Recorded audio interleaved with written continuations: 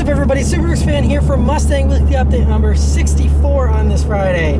So, as you all know, what's new with the Mustang is that it now has a turbo back exhaust by Cobb and also has the Cobb front mount intercooler and the Cobb Stage 3 tune. And I'll be switching over to the Tune Plus tune again by Adam here shortly, and we'll probably compare and contrast the two maybe in the spring.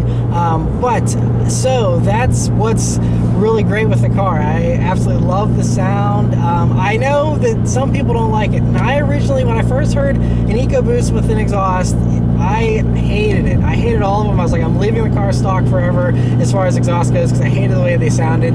But then Cobb came out with their little teaser several months ago, and I loved the way that sounded. And hearing it in person, it does sound really good. I mean, obviously, I'll be the first to admit, guys, I like the sound of a V8 better. I think, obviously, a V8 would fit better with this car, but I still think it sounds good. And, I think it sounds very, very similar to a Focus RS and sounds good if you're not hung up on the idea of it being a Mustang and having to sound like a V8. But I totally understand if you don't like it, and I'm not offended one bit. I completely understand. I don't blame anyone for not liking the sound. So I know lots of you, even some of you that are longtime supporters and huge fans of me and the channel, have said that you're not a big fan of it, and that is okay. I 100% understand. Don't feel bad for not liking it. So that kind of leads me in. I'm enjoying it, and I plan to keep it on the car, for a while, I think. So that leads me into the new thing today, though, that is slightly odd. So I was just going out to actually film this and got a check engine light, and I pulled it up, and it's the standard check engine light that you get whenever you have a downpipe, which is normal, except I'm running a catted downpipe, and even still, I'm also having a tune. So some kind of error code, a check engine light for a downpipe shouldn't be something that comes up. So I'm not sure if Cobb just forgot to cancel that out or what the deal is with that, but any of you that happen to be running the Stage 3 tune, if you do get a check engine light, that may be the reason why. So I would say that, check Cobb's site and make sure you have an up-to-date version of the map so that, that doesn't happen as well, because it shouldn't be sending a check engine light for that. But I also just went back to check it again, and I got a fuel delivery error check engine light. Now, it's not the flashing kind, it's nothing super urgent, it just popped up, and it was while I was doing a data log, I think. So I'm going to investigate that. I'm not sure what's going on. The car seems to be running fine again, so this car continues to keep me on my toes and keep me surprised in not a good way. So, yeah, we shall see. I'm obviously going to be working to, diagnose it and see what's exactly going on. Nothing to panic about just yet, because like I said, the car, again, drives fine. So nothing to, worry about immediately. But just going to enjoy it in the meantime. But I'm going to take it easy, and I'm not going to do an acceleration this week, simply because, my tuner said that's weird that I'm getting that error. I should take it easy in the car. So I'm going to take it easy. So anyway, I will just head back to me at the news desk for this week's news. Right, for this week's news. Now, there's lots of stuff to go over this week, but the first thing I want to mention very, very briefly is this whole EPA thing about, cars that are street cars not being allowed to be converted into race cars and all this kind of stuff. And it's very confusing, and even like all the larger websites and everyone can't really figure out what's going on. SEMA, obviously the enormous show and the organization that does all the aftermarket parts stuff, they don't even understand this, and they're talking with these EPA people like, what are you trying to achieve by this new bill? And essentially, it's very, very muddy waters and kind of confusing, but essentially, for a long time there's been this rule that you can't modify a car's emissions control system, aka the ECU, to change the way the car emits, its toxins into the air. And so it's this whole thing that, they're saying that there's this new rule that you can't convert these, street cars that are meant to be street cars. You can't change them and turn them into race cars. But then everyone's been doing that already and changing the emissions control units. So they're saying basically all these, race cars that have been street cars turned into race cars, whether that be a Miata you put a roll cage in, or the 24 Hours of Lemons, or anything that isn't an actual race car built for only racing, like NASCAR, Formula One, anything that you take a normal street car and convert it into a race car, it's technically illegal and all this stuff. And it's all very confusing, and I'll give more information as I understand it and as I learn more about it, and everyone figures out what exactly is the point of all this. But it could potentially mean the end of modifying your car, period, or for just racing and things like that. I don't know what's going on with all this, but there is a petition. There's a White House petition. I have a link in the description if you want to make your voice heard and oppose this whole thing. You can definitely go there and sign it. I think that's definitely a good idea, even among the confusion here, just to be on the safe side so they don't do anything stupid and make modifying cars illegal. So there's that. Now, for all the new car news that's going on this week. First is the Chicago Auto Show is currently going on, and there's a few new debuts here, mostly just special editions and things like that. First is Chevy has introduced the new Camaro 1LE, which is essentially the performance package for the Camaro. So it's available for either the V6 or the V8. It gives you enhanced aero. That signature black hood is an option like they've had on the previous 1LEs. It also has bigger brakes, better suspension setup, and just everything to enhance track times as far as handling and grip are concerned. This does not have any more power. It's just strictly a handling package, but very cool to see that that's also available for the V6 now as well. Other Chevy news is that they've also brought back the Midnight Edition for 2016 here for the Colorado and Silverado, which is just a blacked out version of those essentially. And if I go fast this week, I'm sorry, there's a lot to cover. In only 1 year of being on sale, they've already completely restyled the Chevrolet Trax. Now, it's obviously the same bones still, but a completely new front end and back end and an updated interior to make it a little more competitive. And so that's for the 2017 model year. Technically, the Trax has been out since 2015, so I guess 2 years it's been out, but still a very quick refresh for a car that it seems like it just started being sold. Other GM news is they officially announced the price of the new Cadillac XT5, which is their new crossover to replace the SRX. It's going to be starting at $39,990, so $40,000 starting for the new XT5, and that's of course before options and whatnot. But a very attractive starting price for that, I gotta say. Other crossover news, it's confirmed that the new 2017 Buick Encore, which is the Buick version of the Chevrolet Trax I just showed, the updated version of that will be coming at the New York Auto Show in April. And we already know probably what it's gonna look like based on the Opel that it's based on in Europe. That just got a refresh, and we have pictures of what it looks like here. And should be a nice little refresh for the Encore there. Other news now, since we're switching over to Geneva, this is another show that's coming up in the next few weeks here, and it's official. Ferrari has debuted the new version of the FF that they're going to be revealing at Geneva, which is called the GTC4 Lusso. A whole lot more complicated than FF, and I'm not sure why, because it's the same essential car. It's just had a heavily redone exterior and interior, as well as a lot of new engineering such as four-wheel steering to go along with the all-wheel drive. Now it's 680 horsepower from the V12, which is amazing. Great to see that. 514 pound-feet of torque as well, and looks really good too. I especially love that back end with those dual taillights on each side. Really a good looking car. And I think Engineering Explained also said this, but if I could only have one car, I can only drive one car, but I had an unlimited budget, that is what I would drive. It's perfect for all weather conditions. It's practical for the most part. I mean, it's still two-door, but at least you have 4 seats.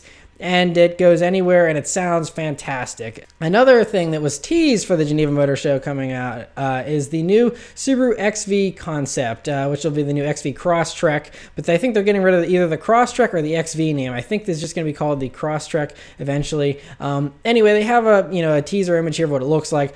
Looks like the new Impreza concept that we saw, except with the XV treatment done to it, and shouldn't surprise us at all considering it's an Impreza-based crossover, of course, and so just have your Impreza with the body cladding. So there's the new version. We're still waiting to see a production version of the new Impreza. That may come out at the New York Auto Show as well, but no guarantees there. Another car that was teased for the Geneva Motor Show was the Honda Civic hatchback, which we see how it looks like here. Very nice center exhaust tips. Obviously, this is just a rendering sketch kind of thing. Might not look that good in real life, but looks pretty good there from that little picture, and hopefully they introduce the SI versions in Type R soon as well. Getting back to the Chicago Auto Show that's going on, there's a whole lot of little trims and refreshes and whatnot. The first is Ford has shown a new Explorer. There's a sport appearance package now that you can get. They also have a wheelchair accessible version, which is cool for those that need that. And so good to see that. The big news though from Ford at the Chicago Auto Show was they announced plans for 4 new utility vehicles, SUVs. They said they want to compete in every segment, and they're not competing in all the segments. So that we know that one of them is going to be a mini little SUV, small crossover, since that's all the rage these days. And so what they're thinking is that will be the new Eco Sport that's sold everywhere else in the world. It's based on the Fiesta, but we don't get it here for some reason. That could be coming. We know we've seen those testing in the States actually, so that's a very strong possibility that that's what we're going to be getting as far as one of them. They also say they want to compete in other segments. A lot of people are saying they're going to have a new Ford Bronco to compete against the Jeep Wrangler or Cherokee, which would make sense. And hopefully they do come out with a new Bronco, especially if it has somewhat retro styling. That'd be very cool. So there's that. We're also thinking they may do like another Ranger again, since they're not in this mid-size or small pickup truck segment, and that's also a pretty hot segment currently. So there's that. And the fourth, who knows what that's all about, but that's what we're hearing is those. They want to introduce 4 new vehicles here, I believe by 2020 they said. So they're coming pretty soon, and so we'll just have to wait and see what they end up coming up with. Speaking of crossovers, though, Kia introduced their new Niro crossover, which is a full-on dedicated hybrid electric crossover. There is no regular gasoline version; it's gas and electric, and it looks pretty good, actually. It's definitely on the smaller side. It's essentially a wagon with about an inch of extra ground clearance, but looks pretty good, and should be interesting to see how those end up selling. It's going to have a 1.6 liter 4-cylinder engine with an electric motor. It's going to have a 6-speed dual clutch transmission as well, 146 horsepower and 195 pound-feet of torque. But they're shooting for 50 miles per gallon with it. We'll see if they reach that, but cool to see that.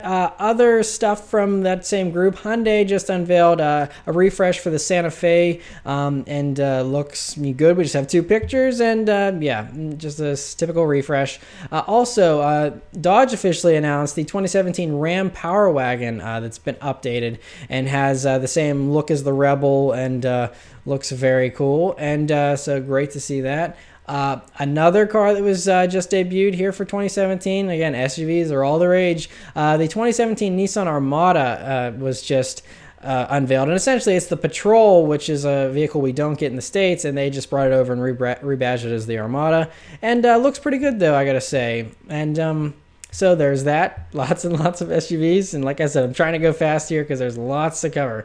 Also, Audi officially unveiled the RS Q3, which is a performance version of the Q3, and looks spectacular, and sadly will not be coming to the States because Audi and many of the other German automakers like to keep all the good stuff for themselves. And it's the same 2.5 liter turbocharged inline 5 that the regular RS3 has had, and so this performance version of the RS Q3 is going to have 367 horsepower, which is 27 more than it had in the regular RS version, and 343 pound-feet of torque. So 0 to 60 4.4 seconds, all very impressive. And it's just funny how instead of, I guess Audi's just trying to diversify the portfolio, but instead of just having this be the new RS Q3, they call it the RS Q3 Performance and make people pay a little bit of extra money for it instead of just updating it all along the range. Seems kind of strange. You would think they want to simplify it, but who knows? Maybe there's someone that says, you know what, I want a little bit slower RS Q3. I don't want the performance version. Give me the slower one, and that's what they do. I don't know, but so yeah, like I said, not coming to the States anyway, though, unfortunately. Another vehicle that I think should be coming to the States is the 2017 Alpina B7, which is BMW. It's their tuner. It's not officially BMW, but then it kind of is. It's kind of odd and confusing, but anyway, they've given the performance treatment to the 7 Series, and since BMW refuses to make an M7, this is the closest that people will be able to get. So 600 horsepower from this engine, which is no stretch of the imagination, considering it already puts out nearly that much in the M6 and M5. Twin turbo V8 that we've seen and everything else, and 590 pound-feet of torque that starts at just 3,000 RPM. So they're saying 3.6 seconds 0 to 60. all very impressive numbers, and I gotta say it looks pretty good as well. It's typical Alpina fashion. They always have those very similar wheels, the same kind of body kit on them, and it's a great formula that always seems to work and looks great. So awesome to see that. Speaking of super sedans and increased performance and whatnot, Tesla has just announced that they're phasing out the 85 kilowatt motor for the battery option, I guess I should say, for the Model S. So it used to be there was the P70, the P70D, P85, P85D, and then P90 and P90D. Now it's they're getting rid of the 85 ones because they figure everyone either goes for the cheap 71 and doesn't need performance, or they want all the performance and go for the P90. So that makes total sense that they've got rid of the P85. And there also is still the ludicrous mode you can add on to the P90 to make it even faster. But they're just simplifying it a little bit and getting rid of the 85, and makes total sense. So cool to see that. Other things, as Tesla has officially announced that March 31st is when they're revealing the Model 3, and they're saying that they want it to be they want it to start at $35,000 before incentives. So they want it to be below that after all the incentives and whatnot. And they're saying that it could have an over 200-mile range for this, fully electric car. And I think they said that pre-orders and things like that, they're going to treat it like an iPhone launch. Pre-orders, I think, start on March 31st or April 1st. And then, they will start deliveries as soon as they can start making them, I suppose. But great to see that. And speaking of electric vehicles, Volkswagen obviously wants to clean up their image, and their new boss is kind of saying that I think he's kind of going towards the electric stuff, since that's the trend anyway, and it's totally emissionless. It's a way to say, hey, look, we don't have to worry about emission gases. We're doing fully electric. And that obviously is a logical move, I suppose. Anyway, they're doing a new e-Golf, which we all know they've already had those out, and that's an established thing. But in addition to the e-Golf, they're going to be working on a new EV that could have even better range than the e-Golf and be a completely different body style. It might just be a regular sedan and maybe a Jetta version of the e-Golf. I don't know, but we're just hearing there's going to be a new EV. Could be a totally unique thing too. But who knows when that's coming. But I think they want to actually have it. Their goal is before 2018, which would be pretty quick. So we'll see if that actually happens or not. But anyway, that's it for all the news this week, guys. So I'll send them back to me in the car. Alrighty, so hopefully you guys enjoyed the news. Like I said, lots of stories to cover there. But anyway, so that's it as far as the whole weekly update's concerned. Wish me luck with this check engine light. I'm not sure what's going on with that. But I'm just going to try and be less paranoid about it. I really got stressed out in the past few weeks with the other stuff. I'm trying to just take it easy and just relax about all this stuff. It's just I'm trying to get used to this whole troubleshooting stuff with a modified car that I'm totally not used to. But yeah, hopefully everything should be good. But thank you guys very much for watching. I'll see you next time. Take care.